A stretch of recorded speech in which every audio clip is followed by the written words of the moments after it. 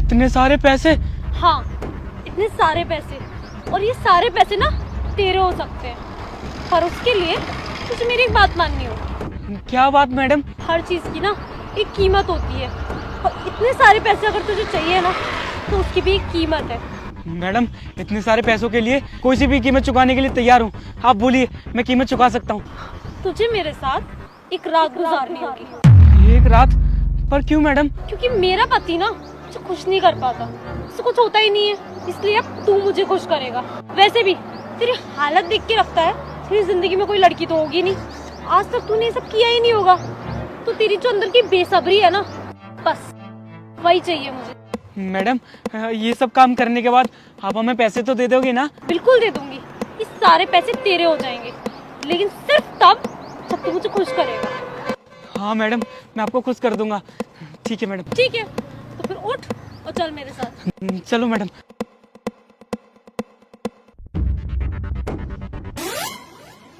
क्या हो रहा है ये सब? रविंद्र, आप यहाँ? क्या आप? दिव्या, तुम्हें बिल्कुल भी शर्म नहीं आ रही? कुछ महीने बाद हमारी शादी है और तुम ये सब क्या कर रही हो?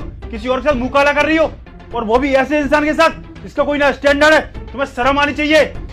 रविंद्र, आप मुझे गलत समझ रहे हो। दिव्या, मैं गलत नहीं समझ रहा। जब मैं इस कमरे में आया ना तो मैंने अपनी आंखों से देखा तुम इसके साथ क्या कर रही थी। मुझे तो कहते हुए शर्म आ रही है कि मेरी शादी तुमसे हो रही है। मुझे ना तुमसे शादी नहीं करनी है। अपने घर वालों से कह देना कि मैंने तुमसे शादी तोड़ दी है, और साथ में रीजन भी बता देना कि किस चक्कर में तोड़ी है। मुझे ना तुम्हारे साथ एक मिनट नहीं रहना है।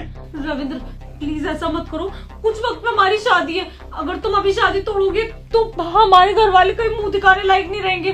प्लीज मुझे माफ कर दो, मैं दोबारा ऐसा कभी नहीं करूंगी। घर वालों की इज्जत अब प्यारी लग रही है तुम्हें? ये सब करने से पहले सोचना चाहिए था। दिव्या, मुझे तुम्हारे साथ शादी तो बहुत दूर की बात है। आज के बाद ना मुझे अपनी शकल मत दिखा देना। जा रहा हूँ यहाँ से मैं। अरे पर रविंद्र, सुनो तो सही।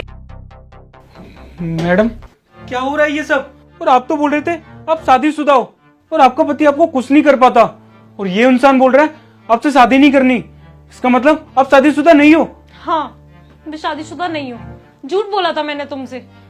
ये सब मैंने इसलिए किया था जिससे कि मैं ये शादी तोड़ सकूं। शादी तोड़ सकूं? मतलब मैडम, आप करना क्या चाहते थे? मैं शादी इसलिए तोड़ना चाहती थी क्योंकि मेरी इस इंसान से अरेंज मैरिज हो रही थी, और मेरे घर वालों को लगता है कि ये बहुत अच्छा इंसान है, और मुझे बहुत जगह से सुनने में आया है कि ये बिल्कुल भी अच्छा आदमी नहीं है।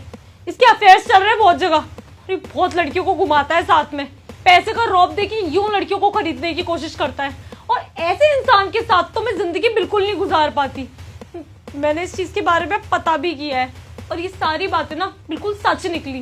जब मैंने अपने घर वालों को समझाने की कोशिश की तो उन्हें लगा कि मैं इससे शादी नहीं करना चाहती है, मेरी जिंदगी में कोई और है, इसलिए उन्होंने मेरी बात पे ना ध्यान भी नहीं दिया। पर मैं अपनी ना जिंदगी बर्बाद नहीं होने देना चाहती थी। मैं तो इससे शादी तोड़ नहीं सकती थी, इसलिए मैंने ये सब कुछ किया, जिससे कि ये खुद ही तंग आके मुझसे शादी तोड़ दे। क्योंकि वो कहते हैं ना कि कुछ लोगों की सोच इतनी गिरी हुई होती है कि वो खुद चाहे कितनी भी गिरी हुई हरकतें कर ले, पर उन्हें पत्नी चाहिए बिल्कुल सती सावित्री। इसलिए मैंने ये सारा ड्रामा किया जिससे कि उसे लगे कि मैं बिगड़ी हुई लड़की हूं और मुझे छोड़ के चला जाए। और भैया, आई एम रियली सॉरी, मुझे माफ कर दीजिए जो मैंने इस तरीके से आपको यहाँ पे बुलाया और ये सारा ड्रामा हो गया। अरे मैडम, कैसी बात कर रहे हो? हमें तो इस बात की खुशी है कि हम आपके काम आ सके और आपकी जिंदगी तबाह होने से बच गई।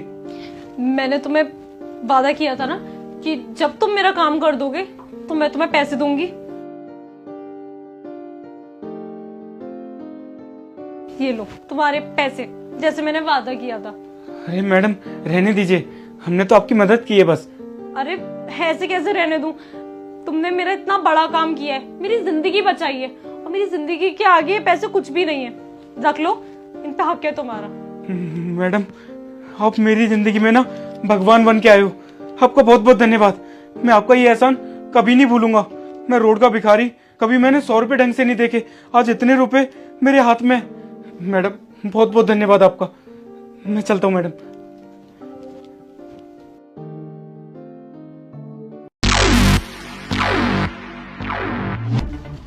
अबे भाई देखियो, इस लड़की का पैंट फटा हुआ है, क्या ठुमक ठुमक की चल रही है।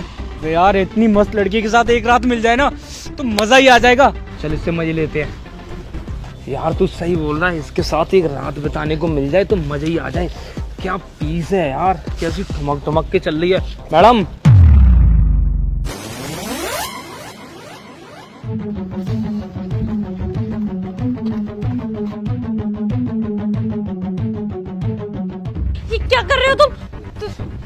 आए हो मुझे यहाँ पे? और ये कपड़े क्यों उतार रहे हो तुम अपने? चुप, बिल्कुल चुप खड़ी रह। अरे ज्यादा बोलेगी ना, मुझसे बुरा कोई नहीं होगा। क्यों कर रहे हो मेरे साथ ऐसा? मत करो ना मेरे साथ ऐसा, भगवान के लिए मुझे जाने दो, मुझे मुझे प्लीज जाने दो।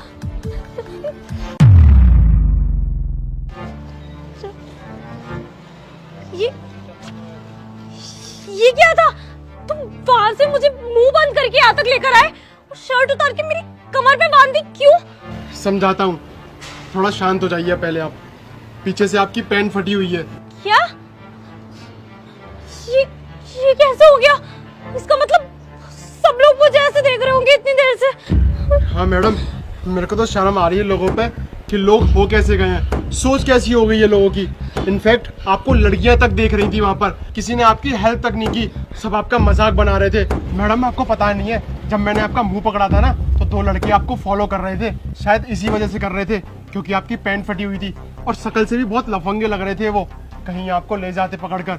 वो तो अच्छा हुआ मैं आ गया, वरना पता नहीं क्या करते आपके साथ वो। Thank you so much sir, आपने सही वक्त पर आके आज मुझे बचा लिया, वरना पता नहीं वो लोग मेरे साथ क्या करते। समझ ही नहीं आ रहा कि मेरी पैंट फट कैसे गई। थैंक यू सो मच, मैं आपका ये एहसान कभी नहीं भूलूंगी। And I am really sorry, मैंने आपको गलत समझा। सर मुझे तो लगता है कि मेरी पैंट ना बहुत देर से फटी हुई है, क्योंकि मुझे इतनी देर से लग तो रहा था कि लोग मुझे घूर रहे हैं, मेरी तरफ देख के कुछ बात कर रहे हैं, पर मुझे समझ नहीं आ रहा था कि वो ऐसा कर क्यों रहे हैं। अब समझ आया, इसकी वजह से कर रहे थे, किसी ने भी आके मेरी हेल्प नहीं की। पता नहीं मैडम, आज की जनरेशन को हो क्या गया है, लोग मदद करने की बजाय मजाक बनाना ज्यादा पसंद करते हैं। मैडम आप बिल्कुल मत घबराइए, कहो तो मैं आपको घर तक छोड़ दूं। हाँ सर, प्लीज आप मुझे छोड़ दीजिए। मुझे वैसे भी अब बहुत अजीब सा लग रहा है सब जानने के बाद, और डर भी लग रहा है। अगर वो लड़के वापस से आ गए और उन्होंने मेरे साथ कुछ गलत कर दिया तो? ठीक है मैडम, मैं आपको घर तक छोड़ देता हूँ। Thank you so much sir. अरे थैंक यू बोलने की कोई ज़रूरत नहीं है मैडम, मैं भी तो इस देश का सिपाही हूँ। अगर मैं आपकी मदद नहीं करूँगा तो कौन करेगा, और आप तो वैसे ही मेरी छोटी बहन जैसी हो।